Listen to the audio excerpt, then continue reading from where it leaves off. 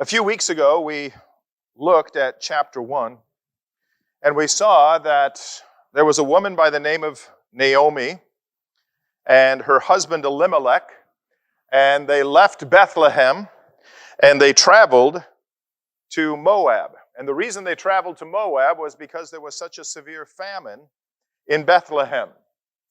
And they had two sons. The two sons' names were Mahlon and Chilion.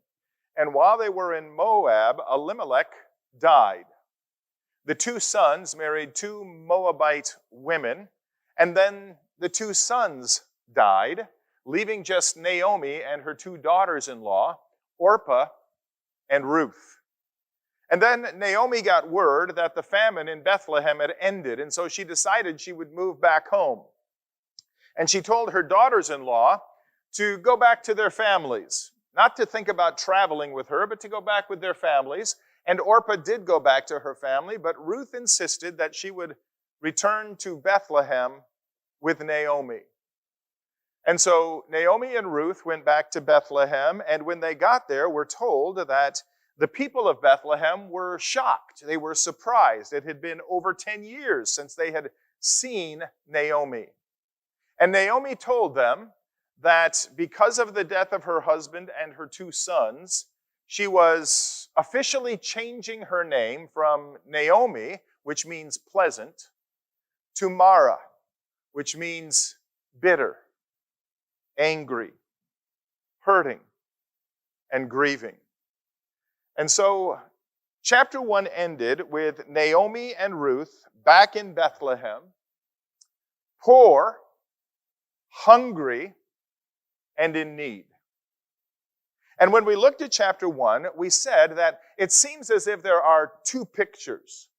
It seems as if there is this big picture in the background where you kind of get a sense that God is at work doing something significant, and He's using all of these different people and places and events to accomplish His purpose.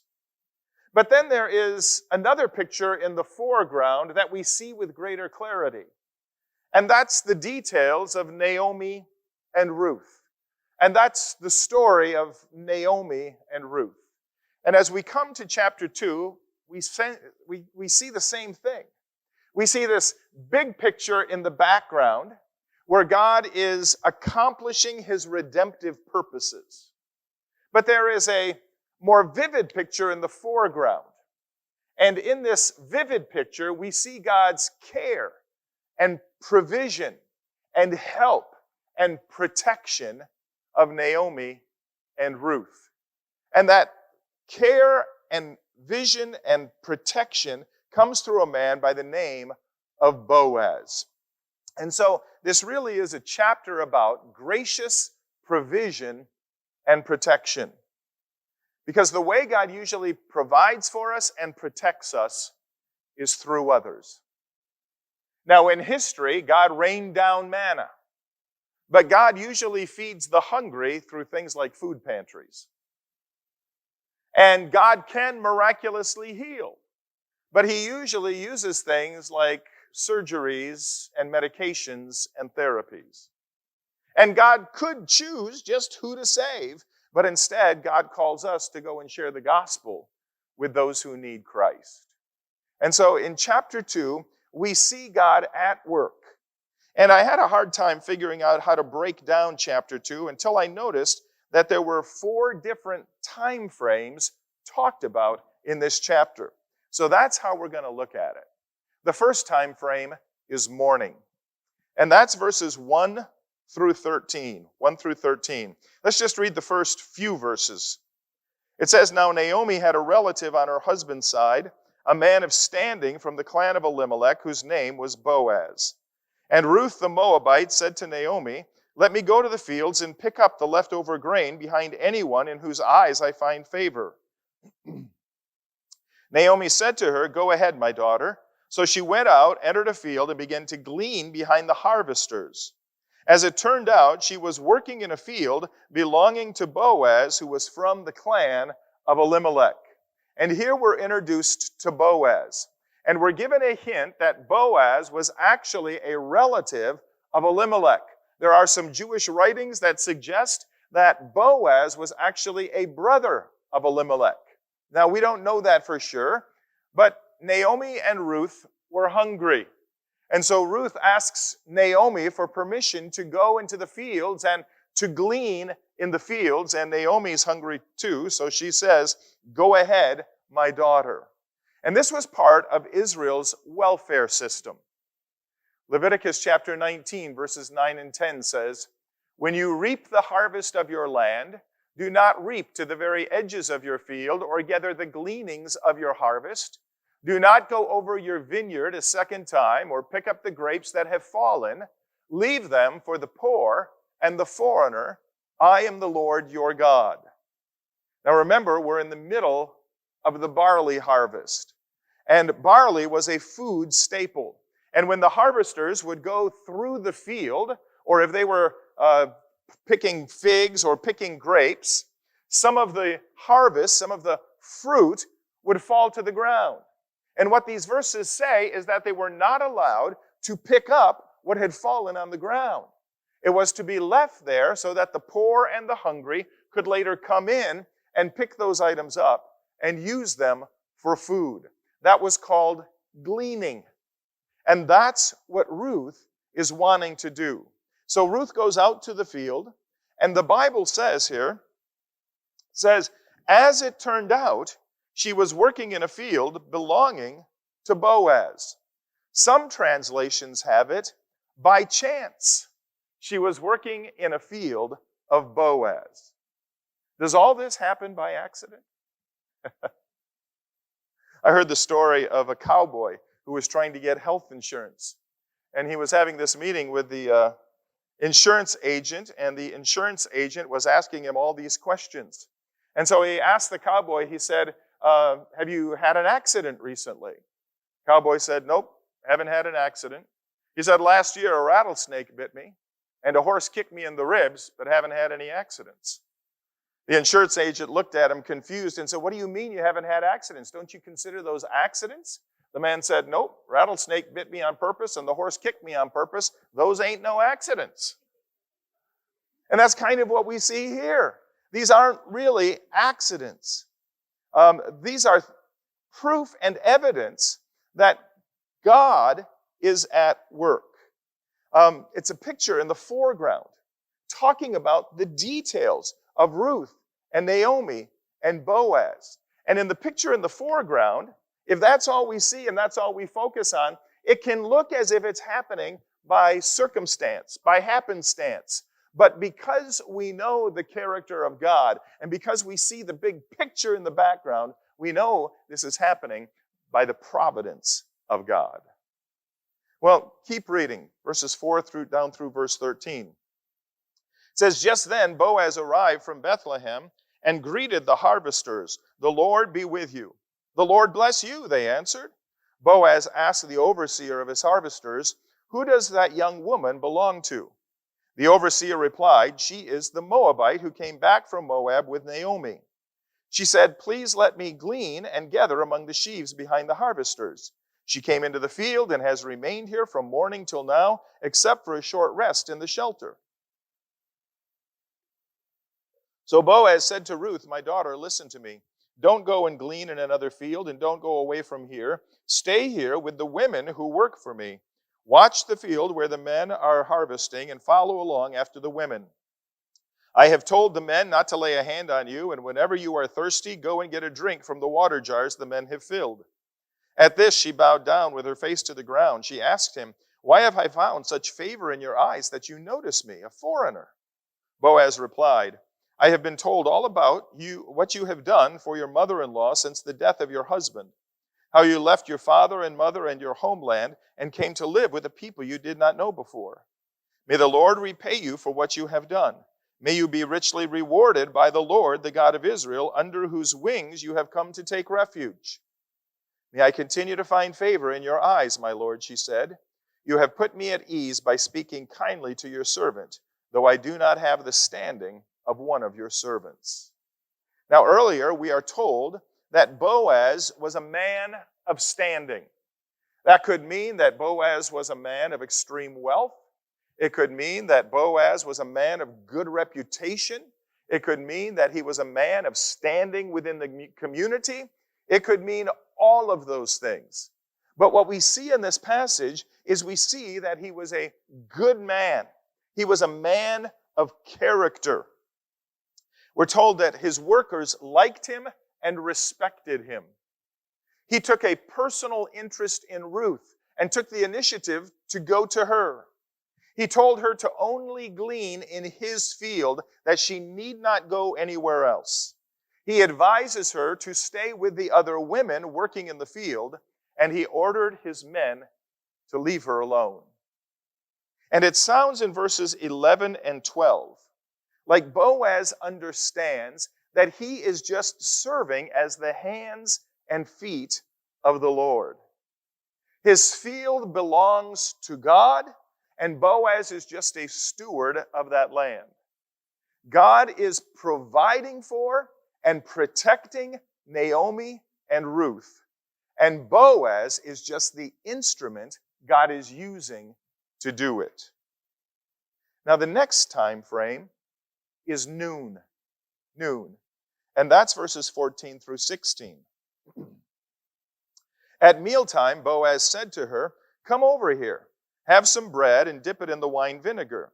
When she sat down with the harvesters, he offered her some roasted grain. She ate all she wanted and had some left over. As she got up to glean, Boaz gave orders to his men, "Let her gather among the sheaves and don't reprimand her. Even pull out some stalks for her from the bundles and leave them for her to pick up, and don't rebuke her." Often a tent would be set up, or a small shelter would be built in the field so that the workers would have a place to go to get some shade, or they could go there and rest, or that's where they would gather for the noontime meal. And at lunchtime, Boaz's workers go into this tent or this shelter, and Boaz invites Ruth to join them. And Boaz gives Ruth bread to eat and invites her to dip it in the wine vinegar. And then he also gives her some roasted grain to eat. And we're told that when Ruth was full, there was enough left over for her to take a doggy bag home to Naomi.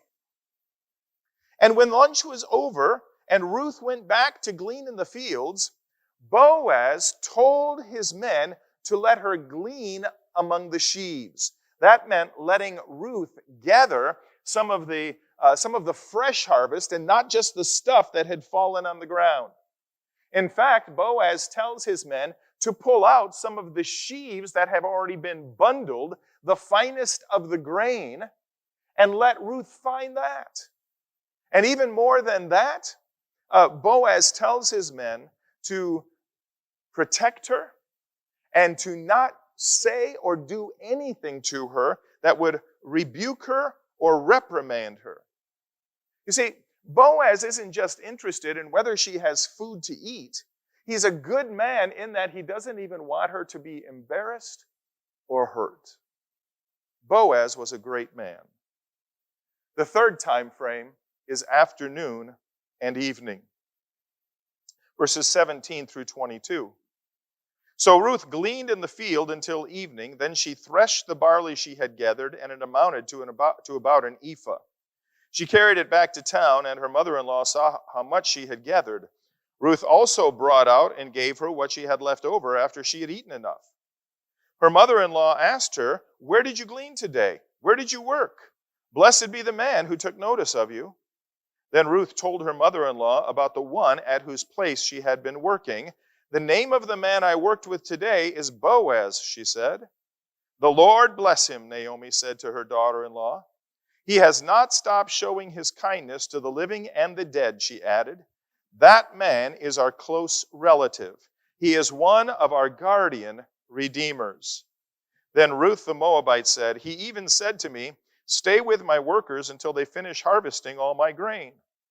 Naomi said to Ruth, her daughter-in-law, "It will be good for you, my daughter, to go with the women who work for him, because in someone else's field you might be harmed."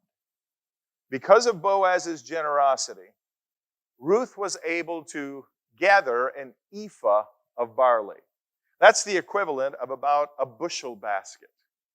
Now, she had collected it, and then she had to wean it, which means to break apart the sheaves and separate the husk from the actual grain. And the actual grain was about a bushel basket. Now, because of the crude ways of gathering, the crude ways of harvesting, it would usually take a worker about 2 weeks to gather a bushel basket of grain. But here, because of Boaz's generosity, Ruth is able to do it in a single day. She's able to do it in a single day.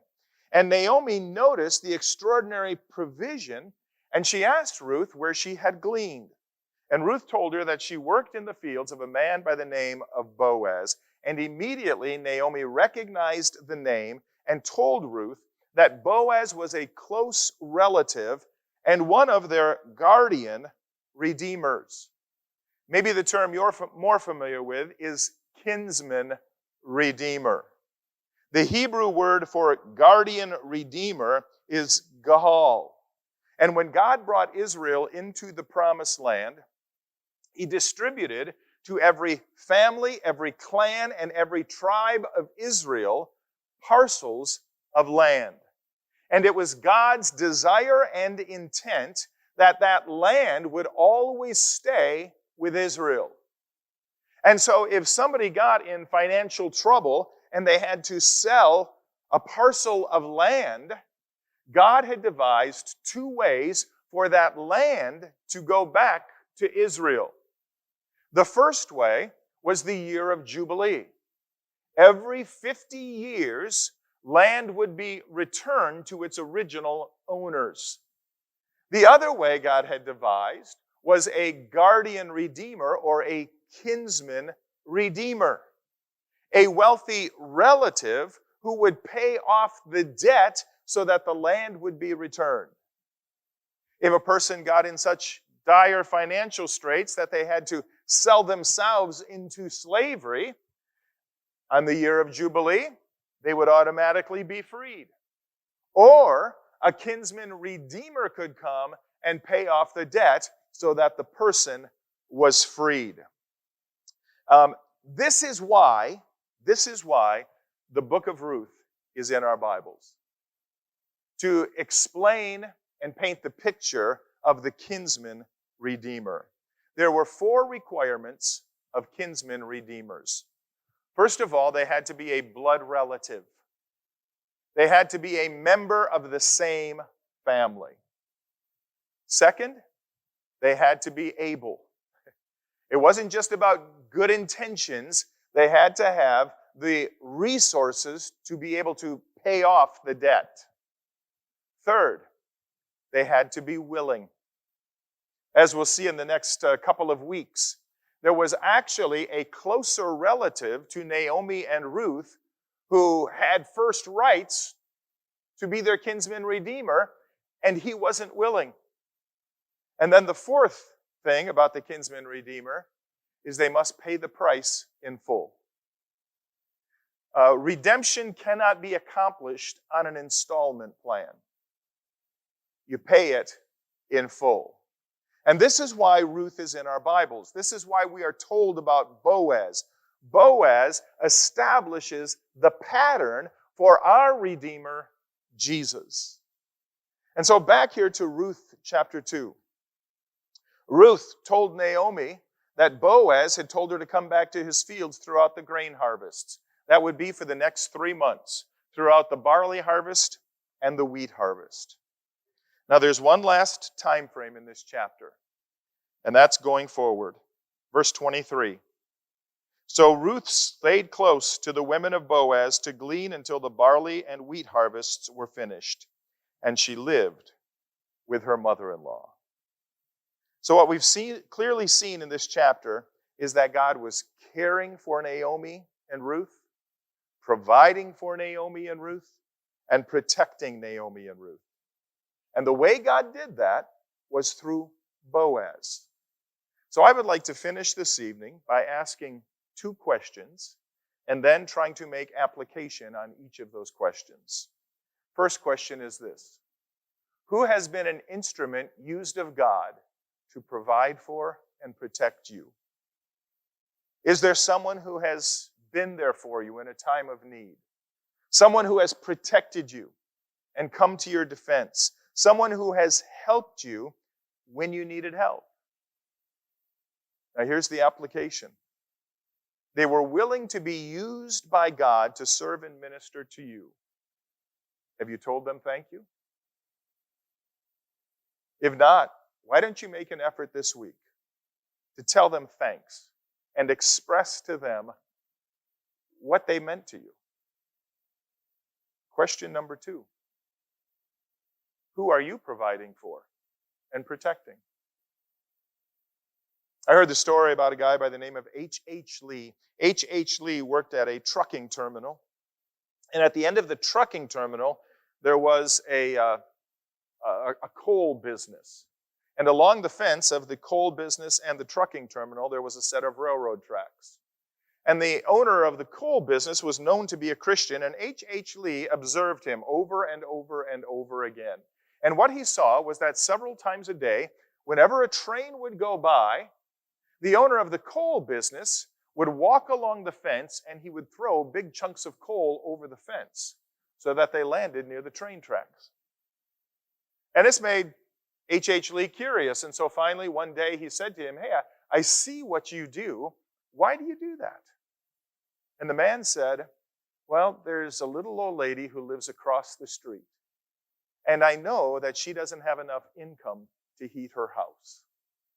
And so after the train goes by, I throw large chunks of coal over by the railroad tracks because she comes over and she collects the coal that she thinks has fallen off the coal truck or the coal car of the locomotive." He said, "She's so old, she doesn't understand that they aren't steam locomotives anymore. And so she thinks the coal has fallen off the coal car. But I don't have the heart to correct her, so I just throw chunks of coal over the fence so she can heat her house." I'm not sure whether or not Boaz understood that he was being used by God at this time, or if he just saw someone in need, saw someone poor, saw someone hungry, and so he did what he could to help. But he was being used by God. Who is there you are serving, you are loving, you are caring for, you are providing for, protecting? Look around you and see who is in need and do what you can to help them.